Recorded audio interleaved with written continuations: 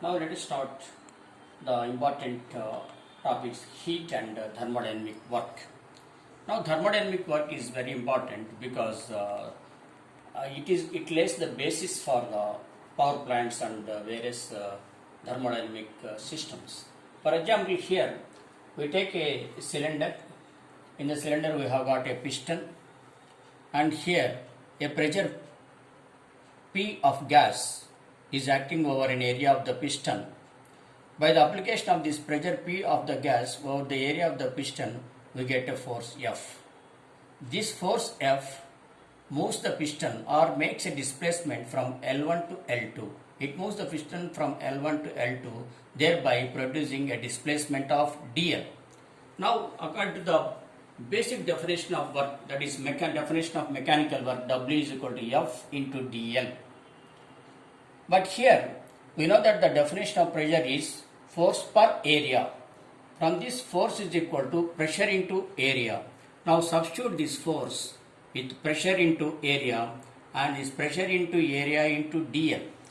But area into length is a volume. Area into length is volume. So we write A into dl is equal to dV. Therefore we write the formula P into dV. That is equal to P into V2 minus V1.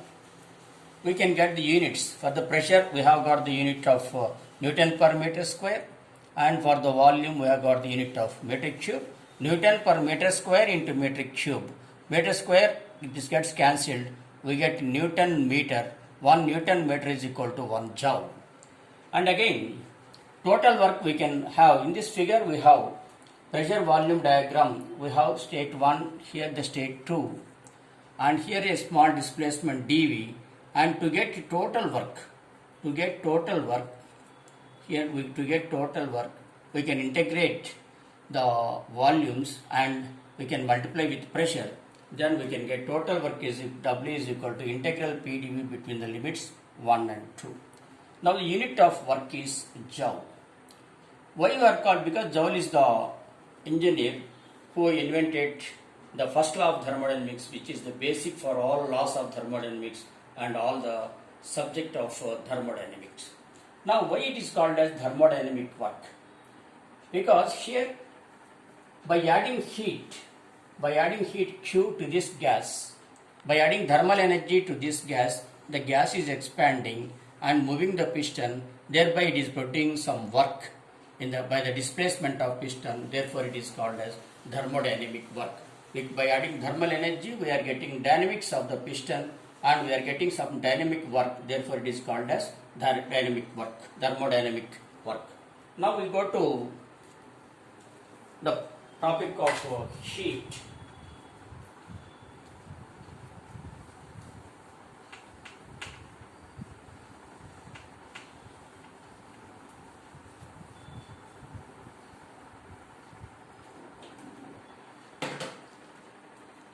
Heat. We can compare the both heat and work in this topic. Heat is both heat and work are energies. Heat is an energy, but not a property, because heat is a path function. For example, if you take a PV diagram here, heat is not measured at point 1 and point 2. It is not a property function, but heat is measured all along the path A. Therefore, this is called as path. Heat is measured along the path A, but not exactly at point 1 and point 2. Therefore, heat is called as a path function.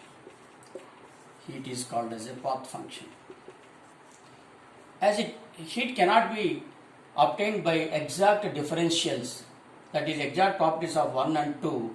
We can say that heat is an inexact differential property. We cannot exactly differentiate heat. Therefore, it is called as inexact differential. Now, if you take the system gas and say this is the boundary, if we add heat, here we can find the transmission of heat at this boundary, and here also we can have the transmission of work at this boundary. So both heat and work are observed at boundaries only. Say if you take a simple cup of coffee, then we can say that after touching the boundary of the coffee cup, you can observe that heat is transmitting. Just by seeing the coffee cup, we cannot say that whether it is heat or cool. Only after touching the boundary of the cup, you can observe that heat is coming here. So therefore, heat is a boundary phenomenon. Similarly, work also here. If we have some basic link mechanism, here say certain moment of weight W, we can say that here the work is crossing the boundary of the system. Therefore, both heat and work are boundary phenomena because they are observed only at boundaries. Now we can say that both heat and work are transient energies.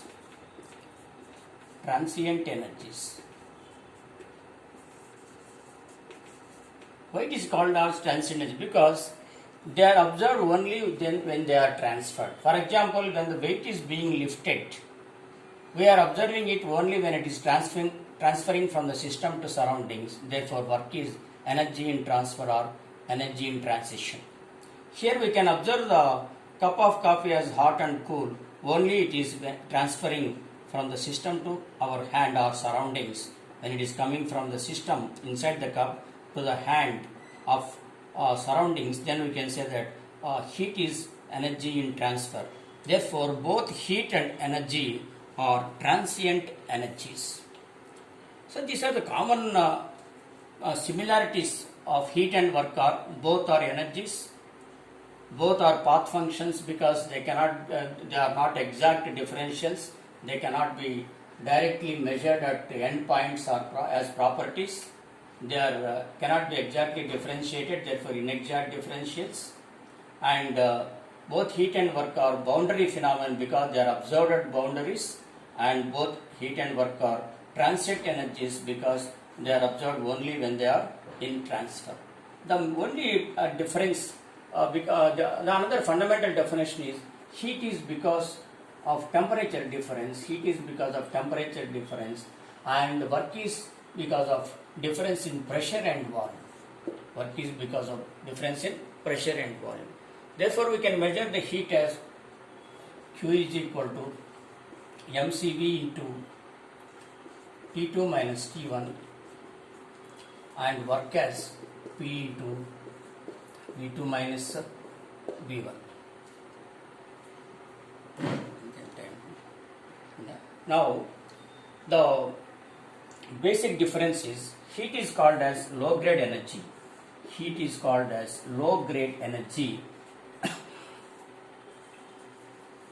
And work is called as high grade energy.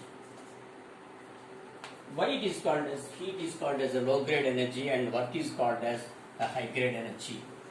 Because this is very important. Even in competitive examinations of APPSC or UPPSC, in the gate entrance examinations, these discussions will be there.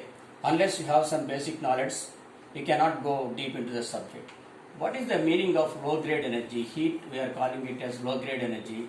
What is the meaning of low grade energy? Because all the heat cannot be converted into work. Whatever the heat is there, suppose in this piston and cylinder, in the gas, if you add heat of say some 50 kilojoules, we cannot get 50 kilojoules of work.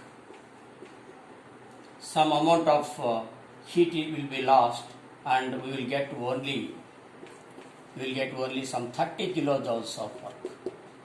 Or we can say some, depending upon the losses, we can get only 20 kilojoules of work. That means heat is getting lost while in transfer. Just a simple example again, if you take a cup of coffee, it will be cooled down after 2 or 3 minutes. That is, there is quick loss of heat from the coffee or tea. We get cool coffee or cool tea. That means it is losing its energy while it is getting transferred. Therefore, it is called as low grade energy. That is why in thermal engines or IC engines, we will have that indicate thermal efficiency or break thermal efficiency only between 20 to 22%. Lot of experiments, a lot of research work is going on to increase this thermal efficiency, because by nature itself heat is a low grade energy. But work is called as high grade energy. Work is called as high grade energy because all the work can be converted into, we can convert all work into heat with very less losses. If you have some 50 kilojoules of work, we can simply convert into 50 kilojoules of heat. Therefore, work is called as high grade energy or high quality energy. Heat is called as low grade energy or low quality energy. But remember that even though heat is a low grade energy, without heat we cannot have the subject of thermodynamics. Hope we can understand the differences between heat and work. In the next class we will go to some other properties. Thank you.